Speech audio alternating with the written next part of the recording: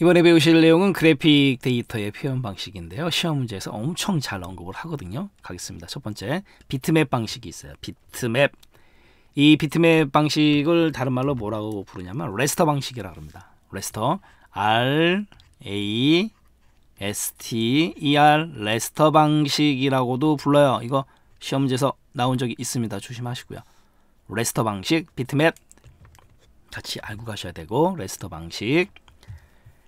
이 비트맵은 이미지를 점의 집합으로 표현합니다. 점의 집합. 이 점을 갖다가 우리가 뭐라고 부르냐? 픽셀이라고 불러요. 픽셀. 우리 스마트폰 살 때 카메라 몇 픽셀이냐, 몇만 픽셀이냐, 또는 화소 많이 들어보셨죠? 그래서 점의 집합으로 픽셀, 화소, 이게 바로 비트맵이에요.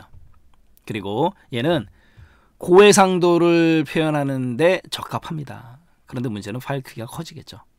고해상도니까. 그리고 또 하나 단점이죠. 이미지를 확대하게 되면 계단 현상이 발생을 해요. 그러니까 겉에 부분이 오돌도돌해지는 계단 현상이 발생합니다. 엘리어싱 현상이 발생하고, 그걸 없애주는 걸 안티 엘리어싱이라고 불러요. 그것도 시험 문제 잘 나오니까 조심하셔야 되고. 그래서 비트맵은 계단 현상이 생긴다. 비계, 돼지고기 비계, 이렇게 생각하세요. 비트맵은 계단 현상, 비계 이렇게 알아두시고, 비트맵은 다양한 색상을 이용하기 때문에 사실적인 이미지 표현이 가능하다라는 거고, 우리가 알고 있는 포토샵, 그 다음에 페인트샵 프로 많이 사용을 하지 않지만 요즘은 이런 것들이 대표적인 소프트웨어, 특히 포토샵, 우리가 알고 있는 그 포토샵입니다. 바로 포토샵은 비트맵 방식이에요. 그리고 비트맵 형식 BMP, 그 다음에 JPG, PCX, TIF, 그 다음에 PNG, GIF, 이런 것들, 우리가 인터넷에서 많이 보았던 것들, 이게 바로 다 비트맵 방식이에요. 비트맵. 이번에는 이제 벡터 가겠습니다. 벡터 방식은요, 얘는 직선이나 곡선을 이용해서 표현해요. 직선이나 곡선. 시험 문제의 직선, 곡선 그러면 벡터입니다. 벡터. 그래서 이미지를 점과 점을 연결시키는 직선이나 곡선. 직선이나 곡선은 벡터예요. 벡터. 얘 같은 경우는 이미지를 확대, 축소했을 때 계단 현상이 발생하지 않아요. 또 하나, 그러니까 고해상도 표현에는 적합하지 않더라라는 거고, 우리가 알고 있는 일러스트레이터, 그 다음에 코렐드로, 플래시 이런 것들이 있습니다. 벡터 파일 형식에는 WMF, 그 다음에 AI, CDR, 이것도 시험 문제 잘 나와요. 비트맵 형식하고 벡터 형식하고 구분 잘 하셔야 됩니다. 문제 한번 볼까요? 다음 중 컴퓨터 그래픽과 관련해서 이미지를 표현하는 방식 중에서 비트맵 방식에 관한 설명으로 옳지 않은 것은 무엇인가 라는 거죠. 비트맵 방식, 다른 말로 레스터 방식. 점과 점을 연결하는 직선이나 곡선을 이용해서 이미지를 표현하는 방식이다. 직선이나 곡선을 이용하는 게 아니잖아요. 그죠? 직선이나 곡선을 이용하는 건 뭐다? 벡터 방식. 정답은 이제 1번이 되는 거죠. 두 번째, 다양한 색상을 이용하기 때문에 사실적 표현이 용이하다 맞고, 이미지를 확대하게 되면 테두리가 거칠게 표현된다. 무슨 현상? 비계, 비트맵은 계단 현상이 생긴다라는 거 맞는 거고, 비트맵 파일 형식에는 BMP, TIF, GIF, JPEG 등이 있다 맞는 거죠. 또 갈까요? 다음 중 컴퓨터 그래픽 데이터 표현에 사용되는 벡터 방식에 대한 설명으로 옳지 않은 것은 벡터 방식. 직선이나 곡선. 이미지를 화소의 집합으로 표현하는 방식이다. 이거는 뭐예요? 비트맵이죠. 그럼 바로 정답은 1번이 되는 거죠. 두 번째 갈까요? 점과 점을 연결하는 직선이나 곡선을 이용한다. 뭐예요? 벡터 방식. 맞잖아요. 세 번째, 이미지를 확대하거나 축소해도 계단 현상이 발생하지 않는다. 벡터 맞는 거고, 파일 형식 WMF, AI 등이 있다. 맞잖아요. 네, 비트맵, 벡터 방식 마치도록 하겠습니다. 그래픽 관련 용어 가겠습니다. 첫 번째로 이제 렌더링인데요. 렌더링 시험 문제 엄청 잘 나와요. 이 RENDR, 렌더가 무슨 뜻이 있냐면 만들다라는 뜻이 있어요. 렌더, 만들어준다라는 겁니다. 근데 어떻게 만들어주는 거냐면 입체감 있게, 사실감 있게 만들어주는 게 바로 렌더링이에요. 가겠습니다. 첫 번째, 컴퓨터 그래픽에서 3차원의 질감, 그림자, 명암이죠. 그 다음에 색상, 농도 등을 이용해 가지고 사실감, 입체감을 추가시키는 과정. 그게 바로 렌더링이에요. 그러니까 사실감 있게 만들어준다. 만들다가 영어로 렌더링 그렇게 알아두시면 돼요. 사실감 추가, 사실감 있게 만들어준다. 그런데 사실감 있게 만들어주려면 그림자라든가 색상이라든가 농도 이런 3차원적인 질감을 이용해야 된다라는 거죠. 렌더링, 렌더 만들어준다 이렇게 알아두시고, 이번에는 디더링, D-I-T-H-E-R, 디더가요. 뭘 결정하지 못하고 망설인다라는 뜻이 있거든요. 디더, 그러니까 뭐냐면 표현할 수 없는 색상이 존재해요. 그러니까 막 망설이는 거예요. 나 이거 색상 표현 못하는데. 이럴 때 망설이지 말고 다른 색상들을 섞어서 비슷한 색상을 내라. 그게 바로 디더링이에요. 디더링, 주저하지 말고 표현할 수 없는 색상이 존재했을 때 비슷한 색상을 내라. 다른 색깔과 섞어서 그게 바로 디더링이고, 그 다음에 인터레이싱, 인터레이스 하면은 무슨 뜻이 있냐면요, 이렇게 겹쳐서 나타나는 거예요. 인터레이싱, 화면에 이미지를 표시할 때 한 번에 표시하지 않고 이렇게 겹쳐서 천천히 표시되면서 점점점 선명해지는 효과, 그게 바로 인터레이싱이에요. 됐네요. 그 다음에 이번에는 이제 모핑인데요. 이 MORPH, 모프가 변하다라는 뜻이 있습니다. 모프가 변하다라는 뜻이 있고, 그래서 사물의 형상을 다른 모습으로 서서히 변화시키는 기법, 모프, 변하다, 변화시키다. 그래서 영화 같은 데서 특수 효과로 많이 이용이 됩니다. 뭐 사람 얼굴이 여우 얼굴로 바뀐다거나 그런 것들, 바로 모핑이에요. 모프가 변하다라는 뜻이 있는 것만 아시면 금방 맞출 수 있는 거죠. 모핑. 그 다음에 모델링이라는 건 뭐냐면 컴퓨터가 쓸 수 있게끔 3차원 그래픽으로 어떻게 표현할 건지 정하는 거예요. 모델링이라는 거는 컴퓨터 시스템 안에서 쓰기 위해서 데이터를 갖다가 모델링 시킨다라는 거죠. 그 다음에 안티 엘리어싱, 이미 우리가 살펴본 거죠. 비트맵 방식에서 엘리어싱이라는 거는 계단 현상을 뜻하는 거고, 안티, 그걸 없애주는 게 바로 안티 엘리어싱이에요. 그래서 얘는 계단 부분을 뭉개고 곱게 이어지는 듯한 화질을 형성하는 거, 엘리어싱, 계단 현상을 안티, 반대로 하는 거, 그러니까 안티 엘리어싱, 계단 현상을 없애주는 겁니다. 문제 한번 풀어볼까요? 다음 중 한 이미지를 다른 이미지로 변하다가 영어로 모프, 그래서 변형시키는 기법 모핑. 그러니까 정답 3번에 모핑 바로 나오잖아요. 다른 거 보지 않아도 한번 보겠습니다. 이미지가 다른 이미지로 변형돼서 가는 과정을 뜻하는 그래픽 기법으로 특히 영화 산업에서 주로 사용되는 특수 효과는 모핑이죠. 모핑. 정답은 3번에 모프, 변하다. 1번에 있는 로토스코핑 같은 경우는 이제 우리가 줄여서 로토, 이렇게 로또가 아니고 로토라고 이렇게도 부르는데, 얘는 애니메이션에다가 원본을 갖다가 합치는 기법이에요. 두 번째에 있는 셀 애니메이션, 여기서 셀이라는 건 셀룰로이드 종이를 얘기하는 건데 투명 비닐 있지 않습니까? 얘 같은 경우는 배경에다가 캐릭터를 움직이게 하는 기법이고, 4번의 입자 시스템은 미세 입자를 이용하는 기법이에요. 뭐 구름이라든가 폭포 뭐 이런 걸 나타낼 때 사용하는 시스템입니다. 입자 시스템. 그래서 변형된다, 이미지가 변형, 모프, 모핑. 3번이 정답이 되는 거고,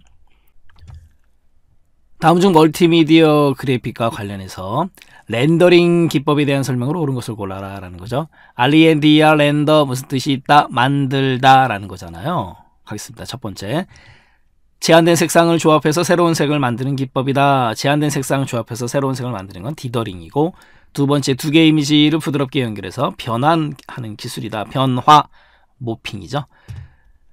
세 번째, 3차원 그래픽에서 화면에 그린 물체의 모형에다가 명암이라든가 색상을 입혀서 사실감을 더해주는 기술이다. 사실감 있게 만들어준다. 입체감 있게 만들어준다. 렌더링. 정답은 3번이 되는 거죠. 됐네요.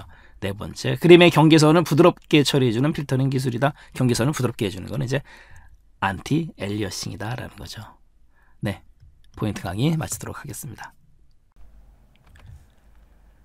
이번에 배우실 내용은 이제 네트워크 접속 장비인데요. 첫 번째로 이제 허브라는 게 있어요. 우리가 HUB 허브가 무슨 뜻이 있어요? 중심이란 뜻이 있잖아요. 그래서 중심에서 뻗어나가는 겁니다. 그래서 얘는 집선 장치라고 불러요. 집선 장치 뭐예요?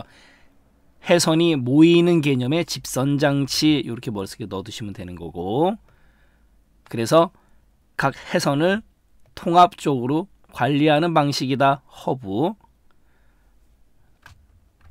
중심이란 뜻이 있기 때문에 집선 장치 모이는 거고, 그 다음에 각 해선을 통합적으로 관리해 준다.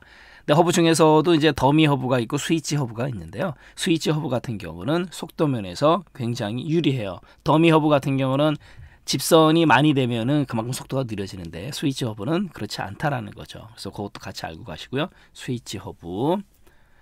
이번에는 이제 라우터라는 게 있는데요. 굉장히 중요해요. 이 라우터의 ROUTR, 라우터의 사전적인 의미가 먼 거리를 달리는 장거리 경주마 이런 뜻이 있어요. 그래서 이 네트워크 장비에서의 라우터의 역할은 최적의 경로를 찾아서 통신망에 연결시켜주는 장치입니다. 최적의 경로, 라우터의 역할이에요. 당연히 데이터 전송을 위한 거고, 그래서 최적의 경로를 찾는다, 라우팅 해준다. 바로 라우터의 기능이고, 브릿지, BRIDG 무슨 뜻이 있어요? 다리란 뜻이 있잖아요. 그렇기 때문에 얘는 연결하는 장치입니다.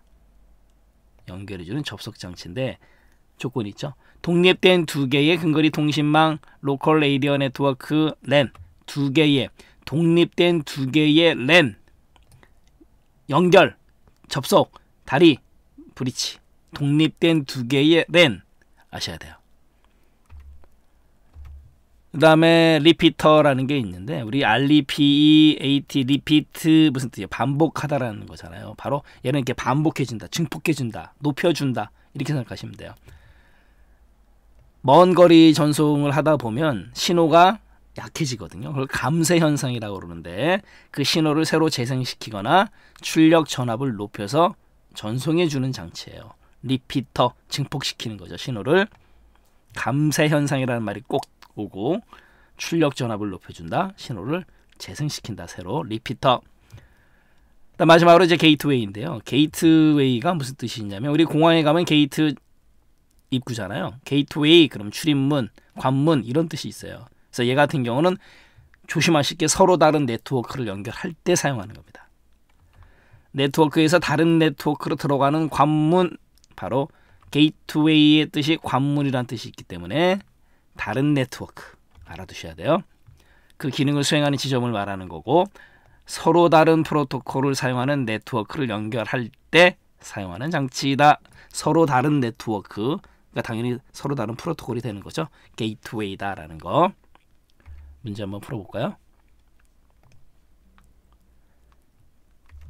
다음 중 정보통신에 사용되는 네트워크 장비인 라우터에 대한 설명으로 옳은 것을 골라라 라는 거죠. 첫 번째, 네트워크를 구성할 때 각 회선을 통합적으로 관리해서 한꺼번에 여러 대의 컴퓨터를 연결하는 장치이다. 회선을 통합적으로 관리하는 거 뭐예요? 1번은 허브죠. 허브. 두 번째, 디지털 신호의 장거리 전송을 위해서 수신한 신호를 재생시키거나 출력 전압을 높여주는 장치, 리피터. 세 번째, 네트워크에서 통신을 위해 가장 최적의 경로를 설정해서 전송하고 데이터의 흐름을 제어해주는 장치, 바로 라우터죠. 정답은 3번이 되는 거고, 네 번째, 다른 네트워크로 데이터를 보내거나 받아들이는 역할을 하는 장치다. 다른 네트워크는 이제 게이트웨이 말씀드렸었고, 또 볼까요? 다음은 인터넷 통신 장비인 게이트웨이에 대한 설명이다. 기본적인 역할에 관한 걸로 옳은 것은 게이트웨이에 관한 문제예요. 첫 번째, 현재 위치한 네트워크에서 다른 네트워크로 연결할 때 사용된다. 게이트웨이 무슨 뜻? 관문, 그죠? 그러니까 서로 다른 네트워크. 정답 1번이 되는 거죠. 현재 위치한 네트워크에서 다른 네트워크라고 했기 때문에 맞다라는 거고, 2번은 뭐예요? 인터넷 신호를 증폭하며, 증폭 리피터죠. 먼 거리로 정보를 전달할 때 사용한다. 맞는 거고, 얘는 리피터. 네트워크 계층의 연동 장치로 경로 설정에 사용된다. 네트워크 계층에서 사용이 되고, 그 다음에 경로 설정, 라우팅 한다는 거잖아요. 바로 라우터예요.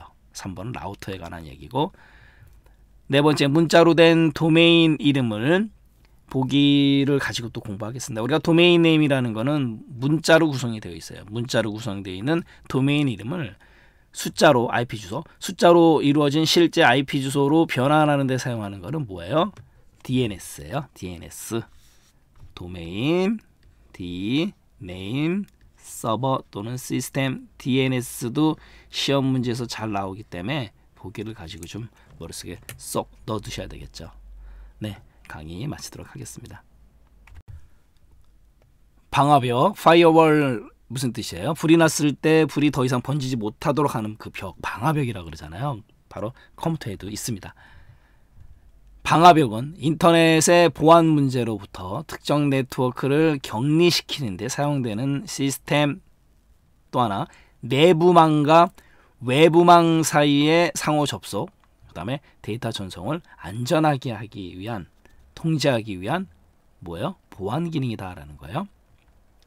또 하나 중요한 거, 방화벽은 외부의 불법적인 침입으로부터 내부의 정보 자산을 보호하는 거다라는 거고, 마찬가지로 외부로부터의 유해 정보 유입을 갖다가 차단하기 위한 정책, 그러니까 하드웨어, 소프트웨어 다 의미해요. 이거 조심하셔야 돼요. 방화벽이라는 거는 하드웨어, 소프트웨어를 다 총칭하는 겁니다. 어느 하나에만 국한된 게 아니에요. 시험 문제에서는 하드웨어만 의미한다, 소프트웨어만 의미한다 이렇게 뻥을 치니까 조심하시고요. 마찬가지로 이제 외부에서 내부로 들어오는 패킷, PACKET, 패킷, 그 내용을 엄밀히 체크해가지고 인증된 것만 통과시키는 구조다. 뭐가? 방화벽. 또 하나 이제 시험 문제에서 잘 나오는 문구가 얘예요, 얘. 외부로부터의 침입은 막을 수 있어요. 하지만 그 내부 안에서 일어나는 그 해킹은 막을 수는 없다라는 거죠. 방화벽이라는 거는 아까도 말씀드렸듯이 바깥쪽에서 불이 났을 때 안으로 들어오는 걸 막는 거잖아요. 근데 안에서 불이 나버리는 건 대책이 없다. 그렇게 생각하시면 되는 거예요. 그리고 마지막으로 역추적 기능이 있습니다. 방화벽에. 그래서 외부의 침입을 역추적해서 그 흔적 찾을 수 있다 없다. 있다. 이렇게 알아두시면 돼요. 문제풀이 한번 볼까요? 다음 중 인터넷에서 방화벽을 사용하는 이유로 적절하지 않은 것은 첫 번째, 외부로부터의 허가받지 않은 불법적인 접근이나 해커의 공격으로부터 내부의 네트워크를 효과적으로 보호할 수 있다. 외부의 공격으로부터, 불법적인 접근으로부터 방화벽 맞는 거고요. 두 번째, 방화벽의 접근 제어라든가 인증, 암호화와 같은 기능으로 네트워크를 보호하더라라는 거고 방화벽 맞아요. 세 번째, 역추적 기능이 있어서 방금 전에 말씀드렸잖아요. 역추적 기능이 있어서 외부의 침입자를 역추적해서 그 흔적을 찾을 수 있더라라는 거죠. 이렇게 되면 이제 정답은 4번이 되는 건데요. 방화벽을 이용하면 외부의 보안이 완벽하며 내부의 불법적인 해킹도 막을 수 있다. 바로 이제 이 부분이죠. 내부에서의 불법적인 해킹은 막을 수 없다라는 거죠. 아무리 방화벽일지라도 방화벽의 개념은 바깥쪽에서 안으로 들어오는 것. 그렇기 때문에 정답은 4번이 되는 거고, 또 볼까요? 다음 중 컴퓨터 보안 기법의 하나인 방화벽에 관한 설명으로 옳지 않은 것은 무엇인가라는 거죠. 첫 번째, 전자메일 바이러스, 이메일을 통한 바이러스라든가 온라인 피싱 등을 방지할 수 있다. 방화벽 개념은 아니죠. 이거는 마찬가지로 정답은 이제 1번이 되는 거고요. 나머지 거 볼까요?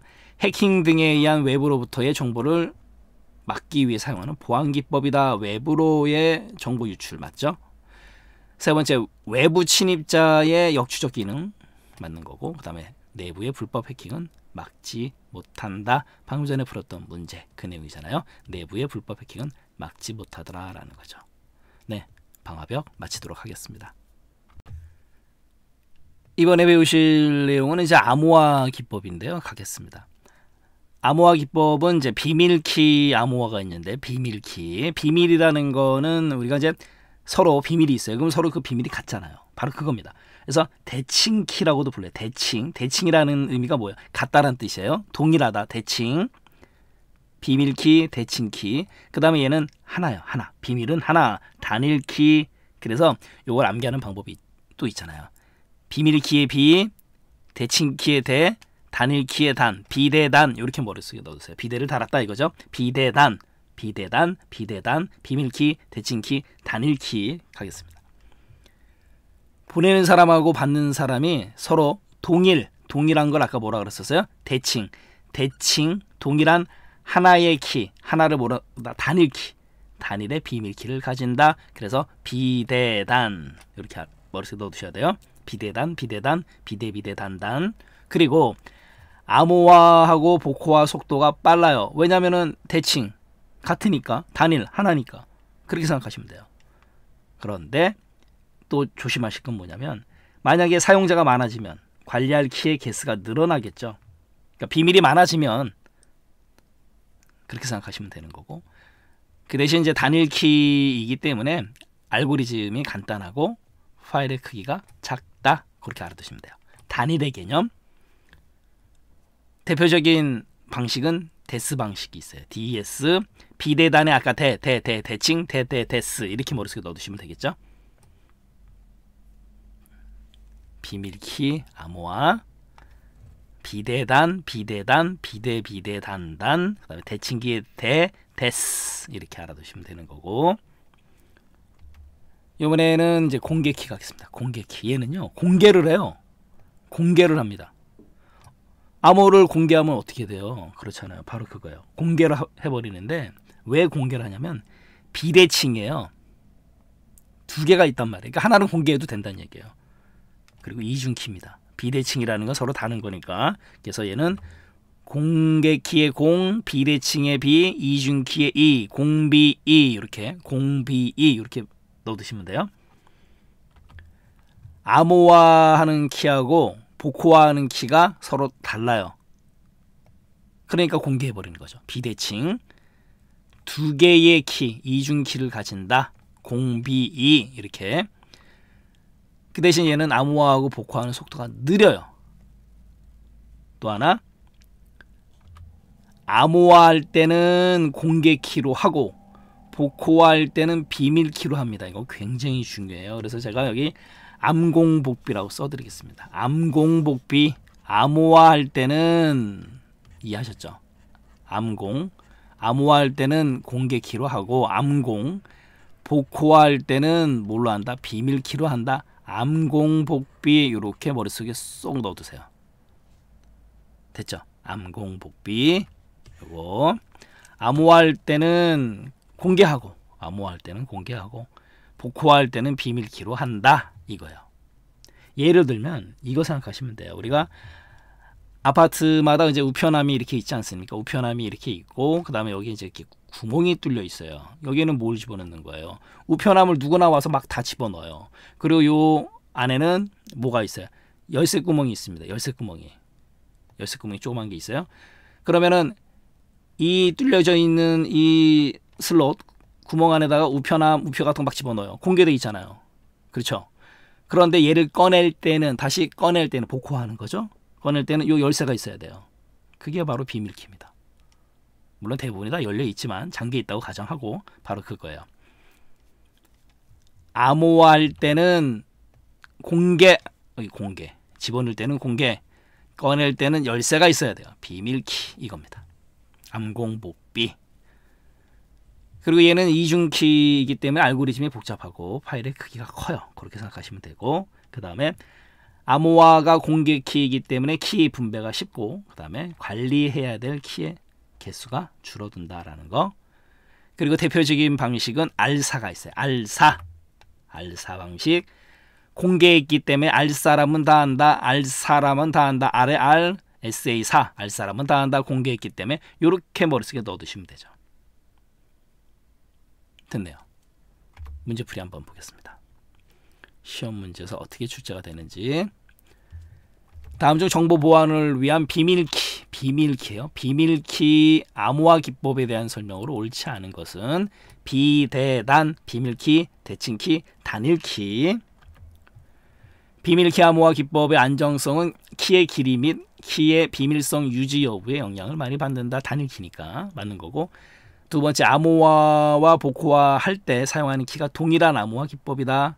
비대단, 대칭이 동일 같은 거니까 맞는 거고, 세 번째, 알고리즘이 복잡해서 암호화나 복호하는 속도가 느리다는 단점이 있다. 이거는 비밀키가 아니고 공개키잖아요. 정답은 3번이 된다는 거죠.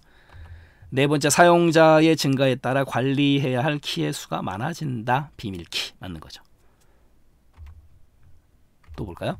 다음 중 정보 보안을 위해 사용하는 공개키 암호화 기법에 대한 설명으로 옳지 않은 것은 공비2, 공개키, 비대칭, 이중키, 알사 가겠습니다.